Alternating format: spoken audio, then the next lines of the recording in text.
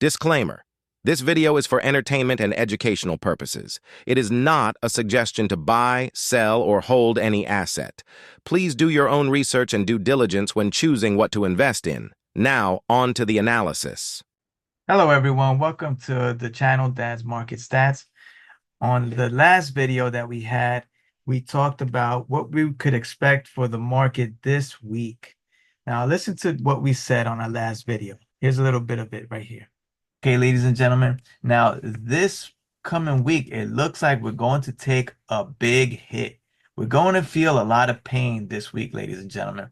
And why is that? Well, because Bitcoin, let's take a look at how Bitcoin is doing right now. Okay, as you can see here, Bitcoin has dropped massively. Okay, so that is what we talked about on our last video. Now, so we knew there was going to be big trouble in the market this week. However, nobody was expecting what happened over the weekend. So let's take a look at what happened over the weekend. You can see here, Japan's market collapsed. But why did it collapse? Because the US economy began showing signs of a recession. So this made the currency weaker and the Japanese yen appreciated in value. Now, for a long time, the yen has been doing the opposite.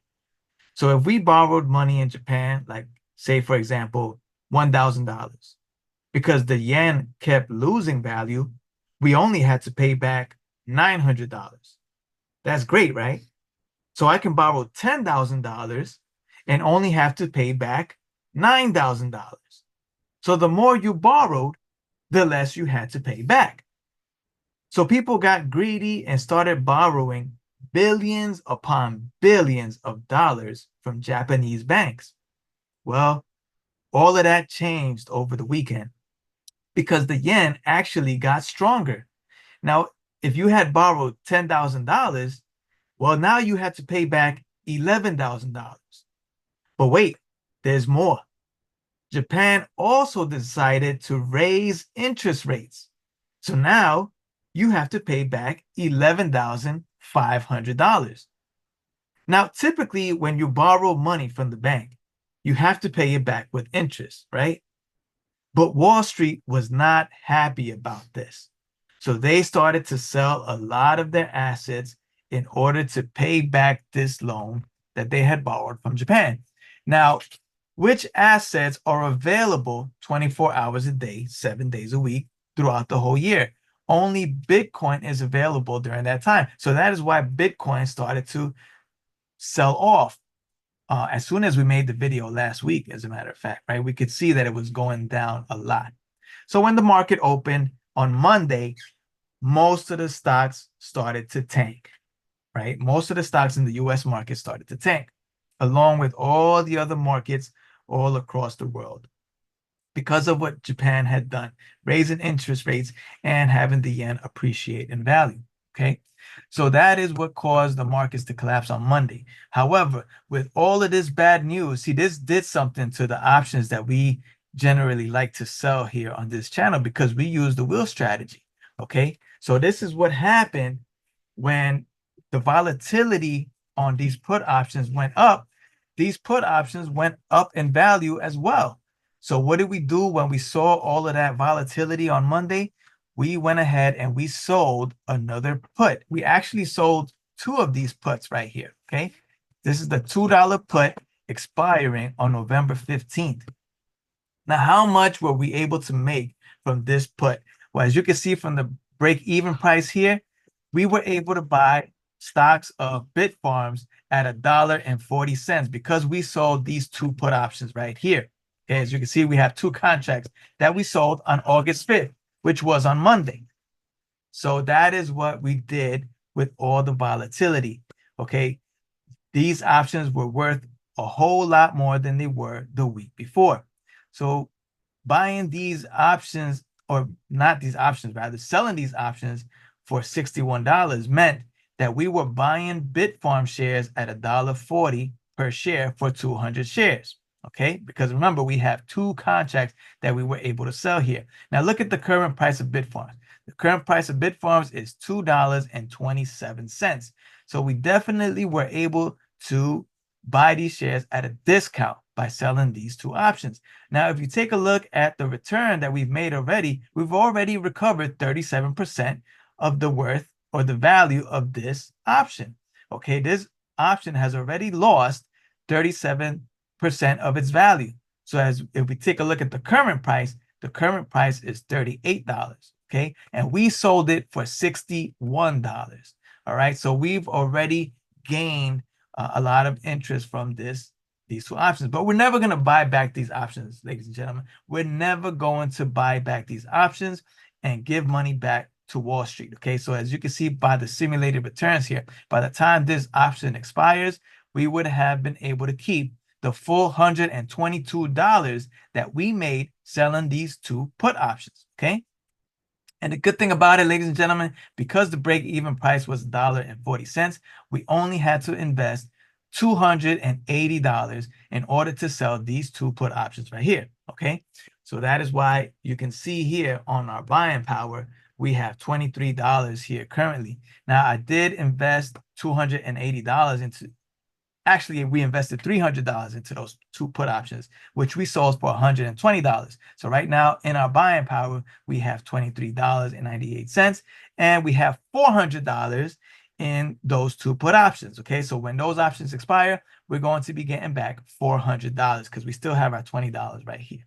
Okay, so that is how we were able to take advantage of the volatility in the market on Monday. And notice this is why we actually ended the week in a positive. Okay, we're up $212 since last week. So even though the market tanked on Monday, okay, and then again on Wednesday, we still ended up finishing the week strong, and we ended up finishing the week in a positive of $212. Okay, so once we see these contracts, all of these options expire right here, we're going to see a lot of change here in our investing strategy.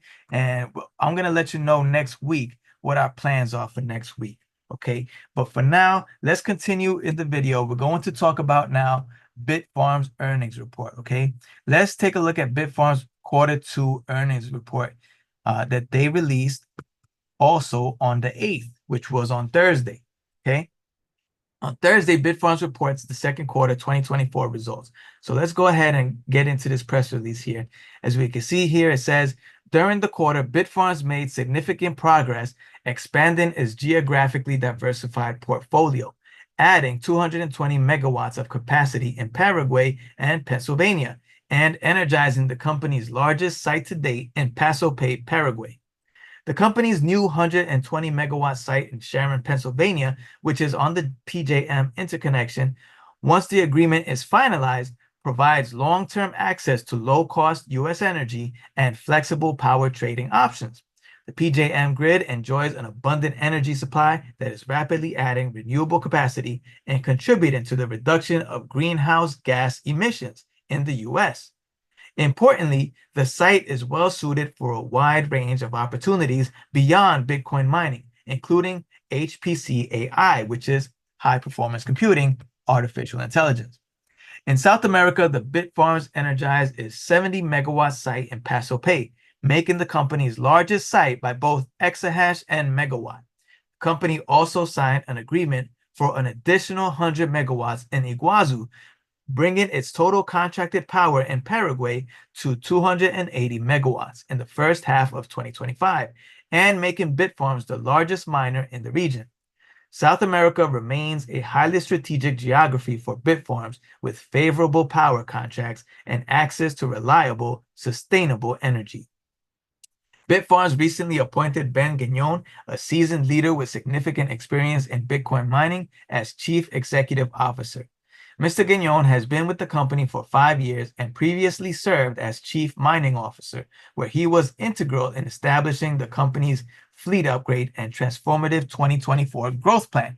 So what this is stating here is that our new CEO is actually the architect of most of the plans for the company going forward, 2024 and as well as 2025. So very good, ladies and gentlemen. Let's see what Mr. Ben Gagnon says here. He says, I am honored to step into the CEO role at such a pivotal time for the company.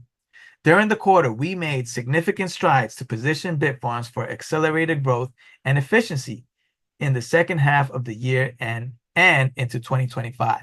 We also continue to expand and diversify the business through new site agreements. Our new site in Sharon, Pennsylvania represents Bitfarms' first foray in the PJM region, which we believe is the most attractive energy market in the US, and one in which we hope to further grow our footprint. This site, in combination with our new megawatts in South America, positions Bitfarms to reach over 35 exahash in 2025, representing a 67% growth from our year-end target of 21 exahash.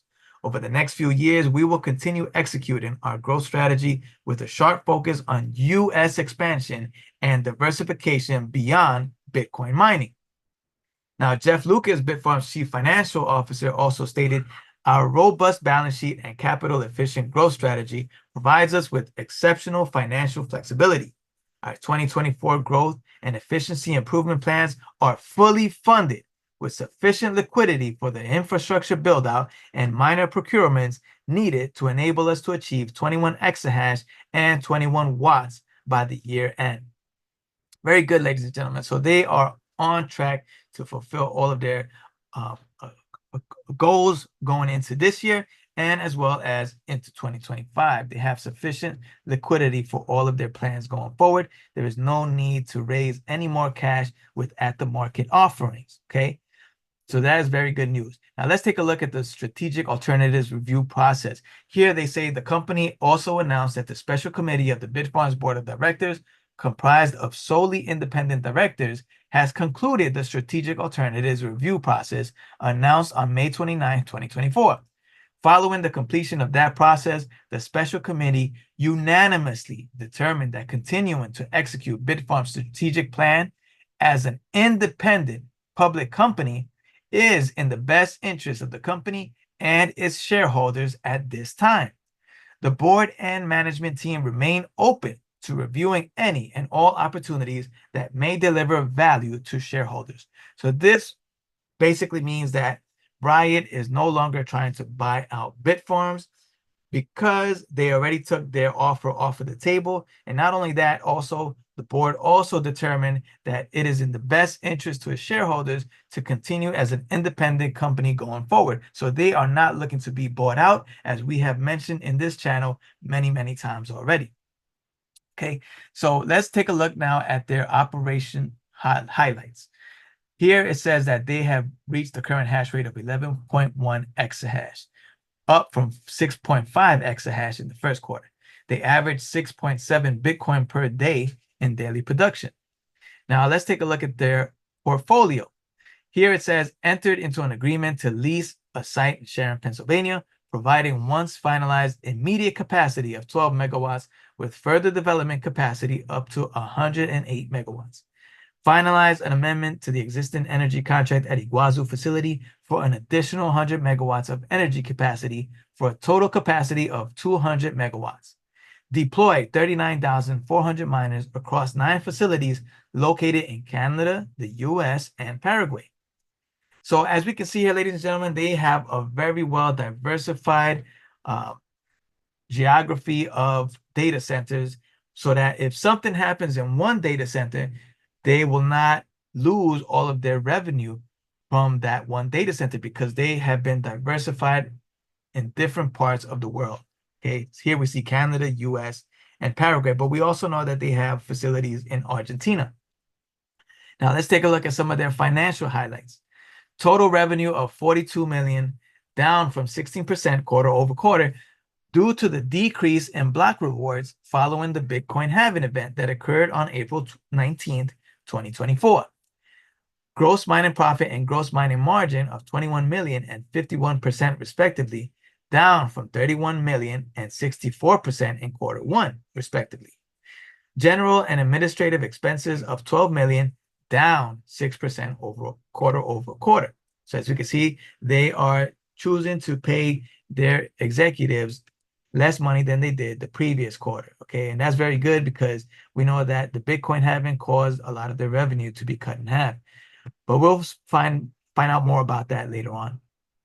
Let's continue here. Operating loss of 24 million, which included 46 million accelerated depreciation on older miners, compared to an operating loss of 24 million in Q1, which included 19 million accelerated depreciation on older miners in connection with the transformative fleet upgrade. So they switched out a lot of the older machines for newer machines that can be more efficient when it comes to the energy that they use, all right, to mine a Bitcoin. Net loss of 27 million or 7 cents per basic and diluted share, which included a 1 million non-cash expense for a revaluation of warrant liabilities in connection with 2021 and 2023 financing activities. This compares to a net loss of 6 million or 2 cents per basic and diluted share in Q1. Okay, so they've lost more than they did in the first quarter. But of course, we know that is all due to the Bitcoin halving event that took place in April. All right, let's move on here. Here we see the company earned 614 Bitcoin at an average direct cost of production per Bitcoin of $30,600 compared to 18,400 in Q1. So we see their expenses has gone up as well. Total cash cost of production per Bitcoin was $47,300 in Q2, up from 27,900 in Q1 due to less quantity of Bitcoin earned. But once again, this is all due to the halving event that took place in April of this year during Q2 for all of these mining companies, okay? Now, let's take a look at their liquidity here.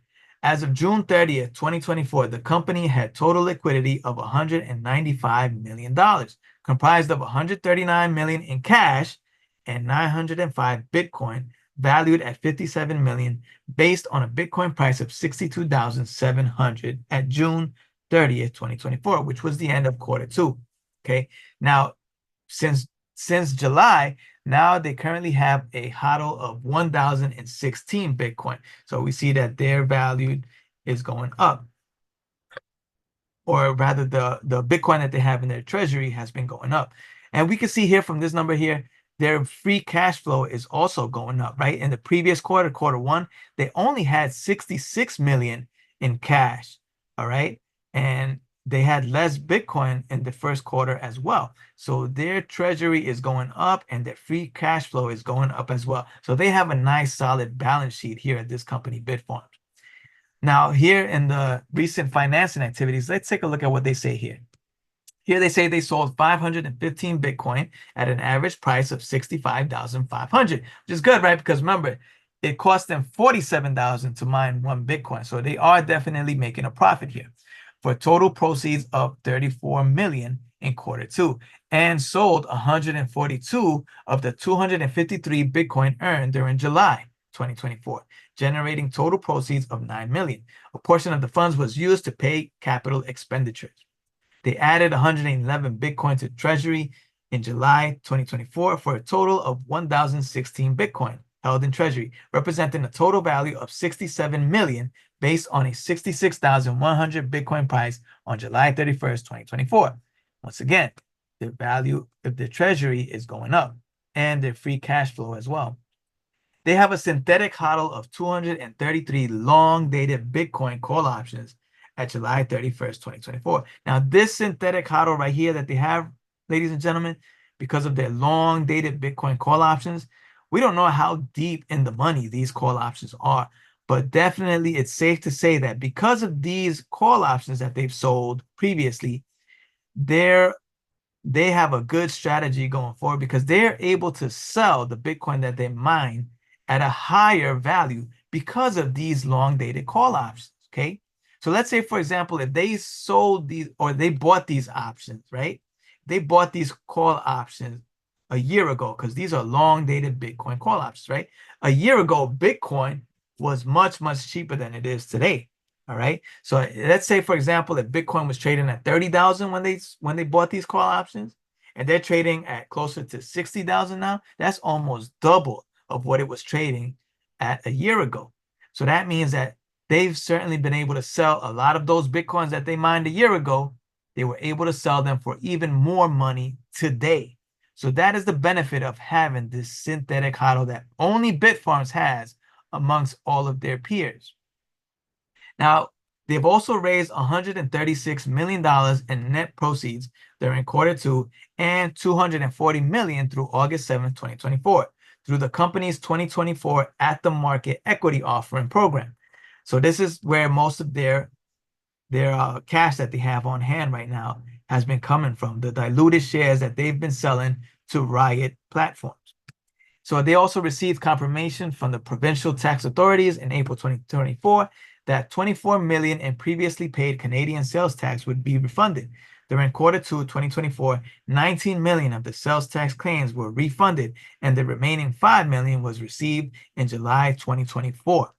So another good piece of news right here from Bitfarms. And another excellent quarter, as we can see, even though they do mention that they had a loss of 7 cents per share, that's to be expected. Okay, ladies and gentlemen, let's take a look at how Bitfarms compares to most of their other peers. For example, now let's take a look at what we see here, as a matter of fact. Okay, from the last earnings report, we can see that Bitfarms is currently valued at $907 million.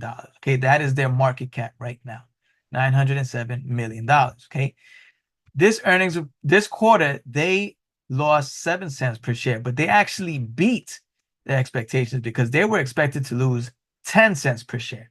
Okay, now let's take a look. Keep this in mind. 7 cents per share is their loss, beating their estimated target. Okay, and they are valued at $907 million right now. That is their current market cap. Let's compare this to the top 3 mining companies by market cap right now, currently, as we have it right now. So let's first take a look at the top mining company right now, and that would be Marathon Digital. Let's take a look at how their performance was in quarter two. All right, as we can see here, this company is valued at $4.8 billion, okay, close to $5 billion in market cap. And how did they do in their second quarter? Well, as we can see here, they actually lost 19 cents per share, okay, and they missed their estimated EPS, okay, because they were expected to only lose 14 cents per share. Remember, we had the halving event, okay, all of these miners, all of their revenue was cut in half. So they were expected to lose 14 cents per share rather, and they actually lost 5 cents more. So this is even more than what Bitfarms lost, and they missed their EPS, all right, their earnings estimate, okay? So this is the top mining company right now by market cap. As we can see, they are close to $5 billion in market cap. Now let's go to the second biggest, which would be CleanSpark. They also had their earnings report come out last week. Okay, as we can see here, their market cap is $2.6 billion. Okay, and how did they do in their quarter? In this quarter, quarter three, they're actually in quarter three for the year 2024.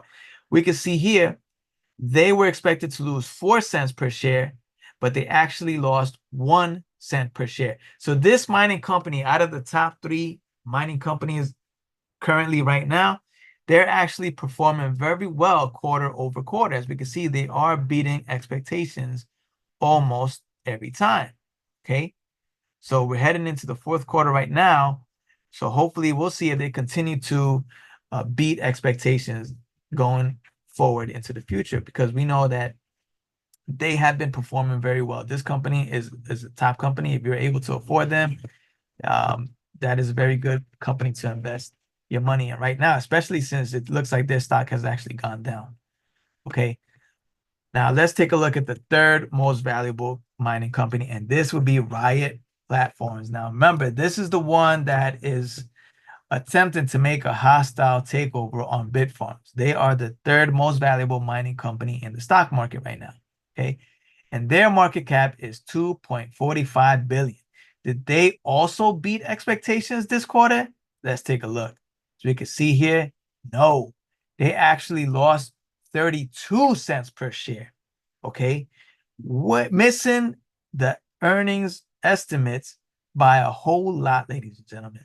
They were only expected to lose 13 cents per share, but they lost 32 cents per share. Okay, so they missed by a big margin, ladies and gentlemen. And as we can see, this company is, even though they lost more per share than Bitfarms, they are still valued at $2.45 billion. So this is why I continue to say that Bitfarms is a very, very undervalued company at the moment.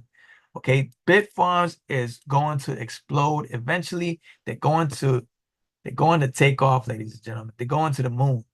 And when that happens, if we're not already invested in Bitfarms, then we are going to probably FOMO into it and end up losing some money if it pulls back.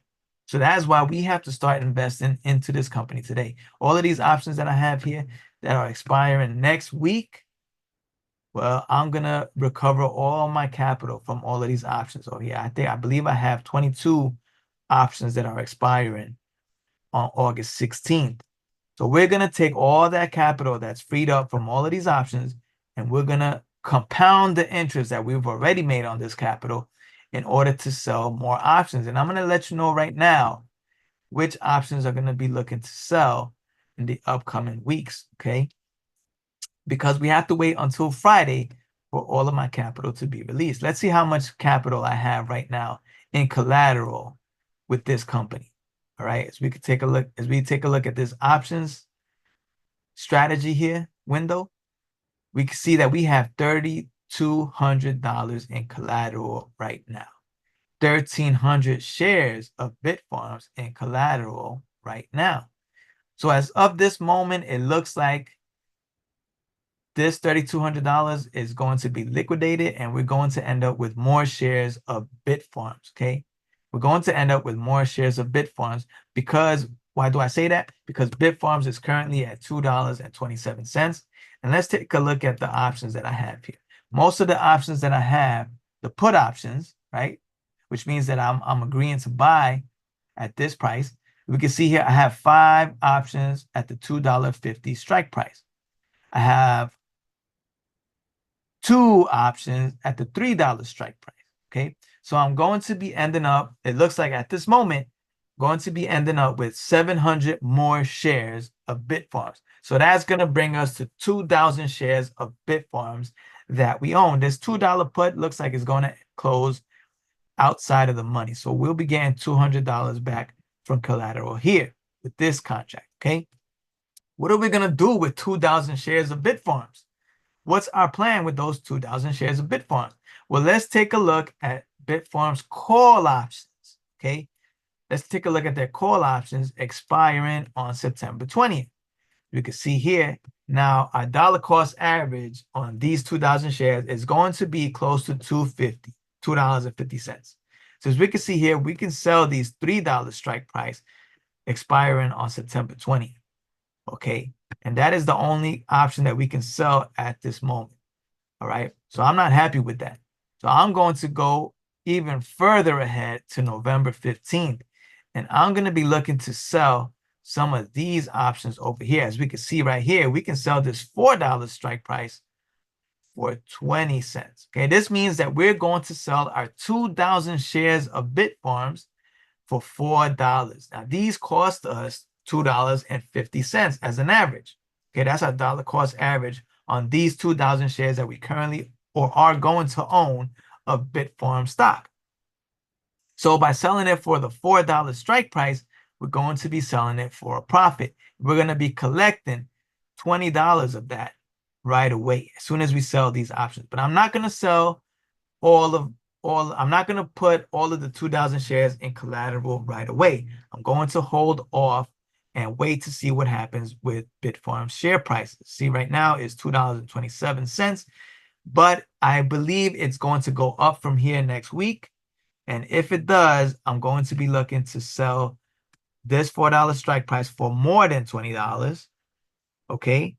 But also I could even sell some of these 550 options. Okay. As you can see here, the $5.50 strike price is right now going for $5.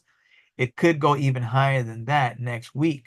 Okay. Depending on where the share price is. Okay. Because these options are expiring, more than a month ahead. Right. More than a month up, more than a month away. So that means that there's more extrinsic value into these options right now. Okay. Extrinsic value comes from volatility and the time that it takes for these options to expire. Okay, so that is the extrinsic value. That is why right now, you're able to sell these $5.50 strike prices. Okay, because this option is expiring almost 3 months away. But if we take a look at the closer options, like for example, let's take a look at the September 20th one, right? We can see nobody is buying. There's no value to these options anymore. Okay. There's not enough time. There's not enough time added to the extrinsic value to these options. And the volatility, as we can see, is kind of flat right now. Okay. Because we already got the news of the market crashing on Monday. The market has already bounced back since then. So that is why the volatility has gone down for the meantime. Okay. So that's the video for today, ladies and gentlemen. Let me know if there's something that you are not understanding in these videos so that I could talk about it a little bit more and help you to understand how we use the wheel strategy in our investment and be able to collect premiums every month. Okay.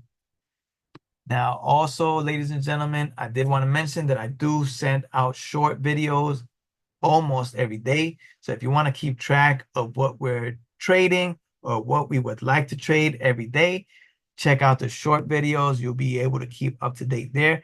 And most likely I'll be making one video a week on what we're doing in the stock market. Okay, how our account is going up or down each week.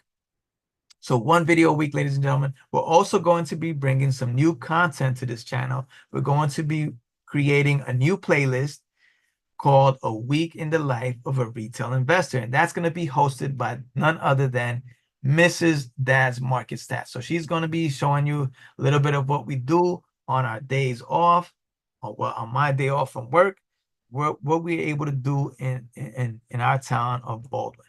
Okay. So that's it for today, ladies and gentlemen. As always, This has been another video from Dad's Market Stats. Thanks for watching.